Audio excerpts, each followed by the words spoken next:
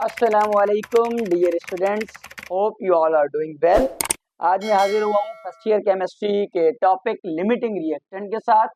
आज हम limiting reactant को डिस्कस करेंगे। तो पहले हम इसका शॉर्ट इंट्रो कर लेते हैं, उसके बाद फिर इसके न्यूमेरिकल हैं, उनको भी हम डिस्कस करेंगे।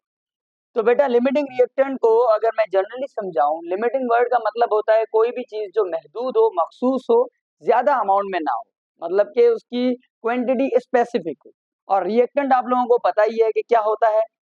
किसी भी रिएक्शन के अंदर ऐसा अमाउंट ऑफ सब्सटेंस जो कि मिलके हमें कोई प्रोडक्ट बना कर दे, उसको हम कहते हैं रिएक्टेंट। तो लिमिटिंग रिएक्टेंट क्या होता है, उसको हम जरा समझ लेते हैं। The reactant which is entirely consumed first during a reaction. किसी भी रिएक्शन के दौरान अगर हमारे पास 2 या 3 रिएक्टेंट मौजूद हैं, तो उनमें से ऐसा रिएक्टेंट जो सबसे पहले कंज्यूम हो जाए, सबसे पहले खत्म हो जाए, सारा इस्तेमाल हो जाए, उस रिएक्टेंट को हम कहते हैं लिमिटिंग रिएक्टेंट। दूसरी डेफिनेशन बनाएं तो a reactant due to which reaction stops. एक ऐसा रिएक्टेंट जिसकी वजह से रिएक्शन स्टॉप हो जाए। क्यों? क्योंकि अगर देखें, अगर हमारा रिएक्टेंट कंज्यूम हो गया तो जाहिर सी बात है हमारा जो प्रोडक्ट है वो बनना बंद हो जाएगी और रिएक्शन जो है वो स्टॉप हो जाएगा। और तीसरी चीज, number of moles of product depend on limiting reactant. जो प्रोडक्ट के नंबर ऑफ मोल्स हैं वो भी डिपेंड करेंगे लिमिटिंग रिएक्टेंट पर। अब इसको जरा हम एक जनरल एग्जांपल से समझ लेते हैं कि किस तरीके से ये होगा। मिसाल के तौर पर बेटा देखें, हमने सैंडविच बनाना है। तो बेटा सैंडविच बनाने के लिए हमें ब्रेड के स्लाइस चाहिए और उसके साथ हमें बेटा क्या चाहिए, हमें शामी चाहिए, शामी कबाब। और ये दोनों मिलके बेटा क्या बनाएंगे, ये दोनों मिलके सैंडविच बनाएंगे। अब एक सैंडविच बनाने के लिए हमें 2 स्लाइस और एक शामी चाहिए, ठीक है। लेकिन जो क्वांटिटी है हमारे पास वो इस तरह से समझें कि मेरे पास बेटा 20 स्लाइस है और जो शामी है मेरे पास बेटा वो शामी है 5 शामी है और 20 स्लाइस है। तो एक शामी कितना यूज करेगी, 2 स्लाइस यूज करेगी। तो इस हिसाब से हमारे पास जो सैंडविच बनने चाहिए वो कितने बनने चाहिए, वो उतने ही बनने चाहिए जितने हमारे पास शामी है। अब हमारे पास शामी होंगे 5, तो सैंडविच बेटा हमारे पास 5 ही बने। तो इसका मतलब 20 में से हमारे पास जो स्लाइस यूज हुए वो कितने यूज हुए, 5 के लिए बेटा 10 यूज हो गए। तो पीछे हमारे पास 10 स्लाइस जो है एक्स्ट्रा बचे, ठीक है। अब देखें इसमें ऐसा रिएक्टेंट जो कि कंप्लीटली कंज्यूम हो गया। कौन सा कंप्लीटली कंज्यूम हुआ, शामी कंप्लीटली कंज्यूम हो गया। और दूसरी बात, ये वाला जो है ये पीछे बच गया, इसके 10 स्लाइस रिमेनिंग है। तो ऐसा रिएक्टेंट जो कि हमारे पास एंटायरली कंज्यूम्ड हो चुका है, इसको बेटा हम कहते हैं लिमिटिंग रिएक्टेंट। दूसरी डेफिनेशन के मुताबिक a reactant due to which reaction stops. ऐसा रिएक्टेंट जिसकी वजह से रिएक्शन स्टॉप हो रहा है। तो देखें, अब शामी अगर कंप्लीट हो चुका है, खत्म हो चुका है, तो उसकी वजह से रिएक्शन भी स्टॉप हो जाएगा। अब हम सैंडविच और नहीं बना सकते। तो दूसरी हमारे पास जो डेफिनेशन है वो भी करेक्ट हो गई। अब तीसरी, number of moles of product depend on limiting reactant. Product के कितने मोल, कितना अमाउंट बनेगा, ये कौन डिसाइड करेगा, ये भी डिसाइड करेगा लिमिटिंग रिएक्टेंट, क्योंकि वो एक महदूद क्वांटिटी में मौजूद है, एक मखसूस क्वांटिटी में मौजूद है। तो अगर वो सारा कंप्लीट इस्तेमाल हो जाएगा तो प्रोडक्ट भी हमें उसी के हिसाब से मिलेगी। तो प्रोडक्ट हमें जो सैंडविच मिल रहे हैं वो भी इस शामी के हिसाब से ही मिल रहे हैं, उसके अकॉर्डिंग मिल रहे हैं। ये हमारे पास जो पीछे बचा है बेटा, इसको हम कहते हैं एक्सेस रिएक्टेंट, जो कि एक्स्ट्रा बच गया। तो ये था इसका शॉर्ट कॉन्सेप्ट। अब हम इसका न्यूमेरिकल करेंगे, एक दो एग्जांपल कर लेते हैं ताकि हमें पता चल जाए कि किस तरीके से हम लिमिटिंग रिएक्टेंट और एक्सेस रिएक्टेंट को फाइंड कर सकते हैं। तो बुक का एग्जांपल नंबर 1.15 जो हमारे पास है वो क्या कह रहा है, वो ये कह रहा है कि इन रिएक्शन, एक रिएक्शन है जिसके अंदर देखें इथेन गैस C2H4 ऑक्सीजन के साथ रिएक्शन करके कंबस्ट हो रही है और उसके रिजल्ट में कार्बन डाइऑक्साइड और वाटर बन रहा है। तो अब इस मिक्सचर के अंदर कह रहा है कि mixture containing 2.8 gram of C2H4। Ethene gas के 2.8 ग्राम है हमारे पास मौजूद और ऑक्सीजन गैस के बेटा 6.4 ग्राम मौजूद है। ये दोनों इग्नाइट होकर रिएक्शन कर रहे हैं। हमने ये आइडेंटिफाई करना है कि इनमें से लिमिटिंग रिएक्टेंट कौन सा है और दूसरी बात कि CO2 का मास किस तरीके से बन रहा है। तो इस प्रॉब्लम को करने के, न्यूमेरिकल को करने के 2 तरीके हैं। एक हम नंबर ऑफ मोल के तरीके से भी फाइंड आउट कर सकते हैं और दूसरा हम कर सकते हैं मास के अकॉर्डिंग टू। तो हम मास के जरिए कर लेते हैं। तो अब हम बेटा कंपैरिजन कर लेते हैं। कंपैरिजन हम C2H4 इथीन गैस का पहले करेंगे कार्बन डाइऑक्साइड के लिए और फिर ऑक्सीजन का करेंगे और देखेंगे कि दोनों में से हमें कम नंबर ऑफ मोल्स या कम मास कौन सा रिएक्टेंट बनाकर दे रहा है, फिर ही हम डिसाइड कर पाएंगे कि लिमिटिंग रिएक्टेंट दोनों में से कौन सा है। तो बेटा C2H4 का जो मास होता है वो कितना होगा, वो होगा C2 का 24 और 4, ये हो गया बेटा 28। और कार्बन डाइऑक्साइड का मास 44 होता है, तो 2 मोल का हो गया बेटा 88। अब हम क्या करें, जो क्वेश्चन के अंदर मास है वो लिखते हैं। 2.8 ग्राम C2H4 के दिए हुए हैं, तो ये लिख दिया बेटा 2.8 और x लिख दिया क्योंकि इसका हमें पता नहीं है। इन दोनों को बेटा क्रॉस मल्टीप्लाई करवाते हैं। x is equal to 88 into 2.8, 2.8 into 88 divided by 28। एक तो ये हो गया। अब इनकी वैल्यूज़ को कैलकुलेट कर लेते हैं। आप ट्राई करें, कोशिश करें कि बगैर कैलकुलेटर के करें। मैं टाइम बचाने के लिए कैलकुलेटर पर कर लेता हूँ। 2.8 इंटू 88 डिवाइडेड बाय 28, तो बेटा इसका आंसर आ गया 8.8 ग्राम। अब ये जो इथीन गैस है ये 8.8 ग्राम बनाकर हमें देगी कार्बन डाइऑक्साइड के। और इसी तरीके से हम अब ऑक्सीजन का कंपैरिजन कर लेते हैं। तो ऑक्सीजन का बेटा जो मास होता है O2 का वो होगा 32 और 3 का हो जाएगा बेटा 96। इसी तरीके से CO2 का हो जाएगा 88। अब क्वेश्चन को देखते हैं। क्वेश्चन के अंदर हमारे पास है 6.4 ग्राम, 6.4 लिख दिया, यहाँ पर x लिख दिया। अब दोनों को कर लेते हैं रेशियो प्रोपोर्शन मेथड से मल्टीप्लाई और डिवाइड। तो x के सामने है क्रॉस में 96 और 6.4 into 88, 6.4 into 88, 6.4 into 88 divided bye 96। तो बेटा इसका आंसर आ रहा है हमारे पास 5.8 ग्राम।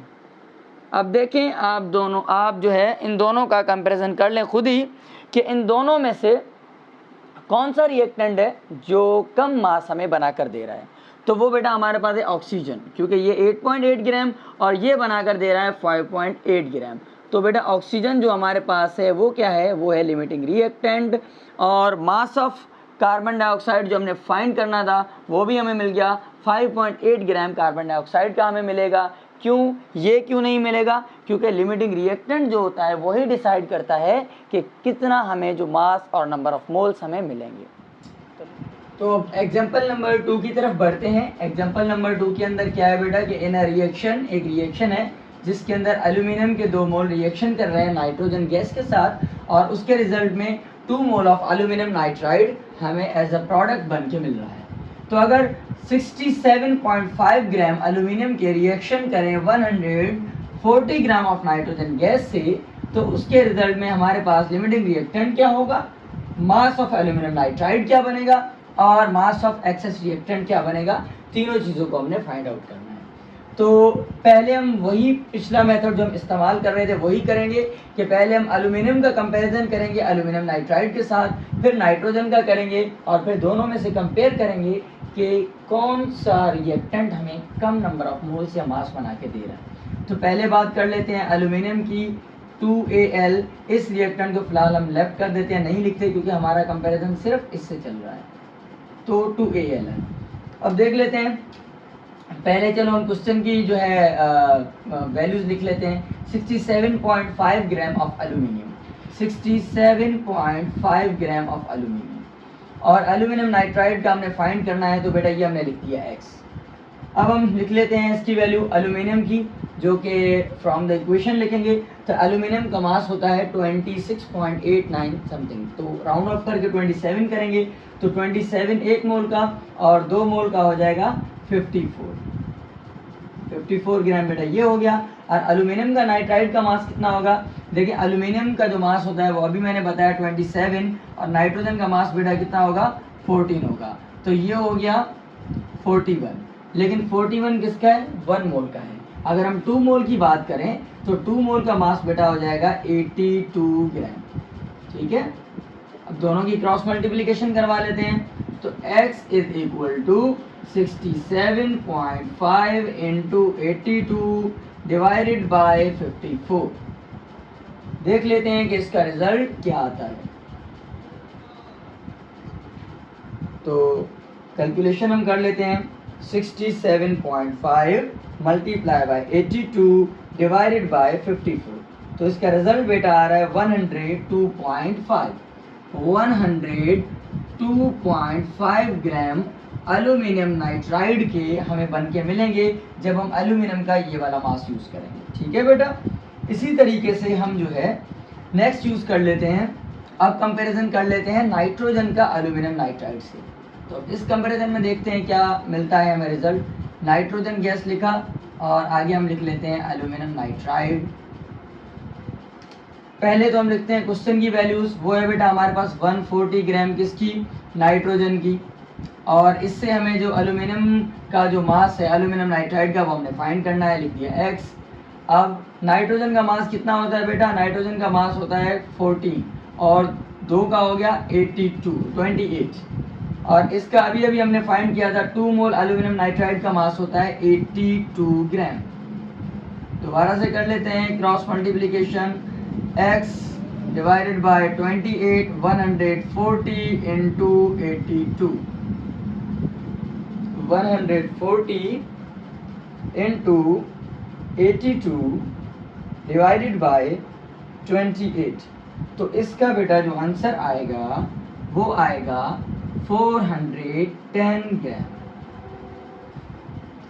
अब आप देखें दोनों में से कम नंबर ऑफ मोल्स या कम मास, लीस्ट मास हमें कौन सी चीज दे रही है, कौन सा रिएक्टेंट दे रहा है। तो ये हमें 102.5, ये 410। तो हमारे पास जो लिमिटिंग रिएक्टेंट होगा वो क्या होगा, वो होगा aluminium. So aluminium is the limiting reactant.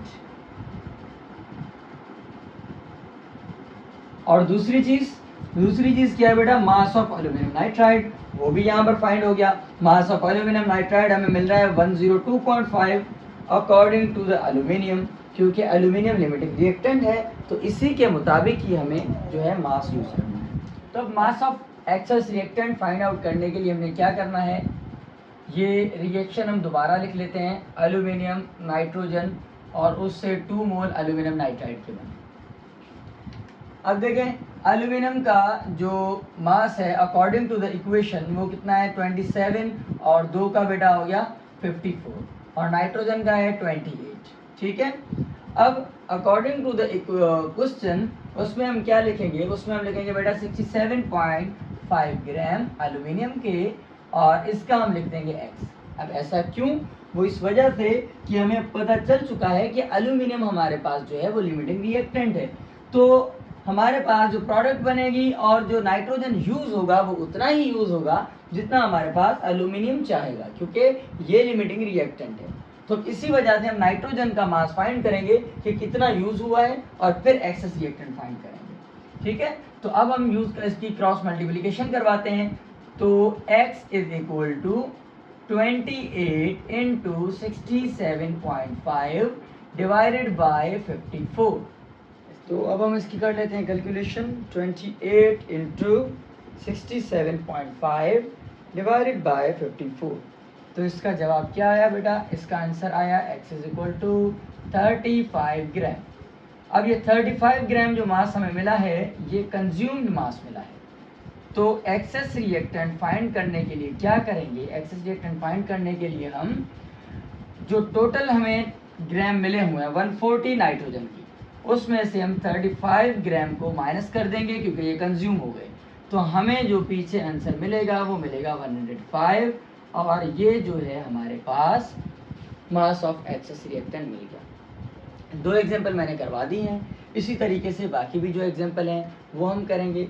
Book के अंदर जो सेल्फ असेसमेंट है और जो एक्सरसाइज के अंदर क्वेश्चंस हैं वो आप लोगों का होमवर्क है, आप लोग खुद करें, प्रैक्टिस करें। जब तक नहीं करेंगे तब तक ये बात समझ में नहीं आएगी। आज के लिए इतना ही, अल्लाह हाफ़िज़।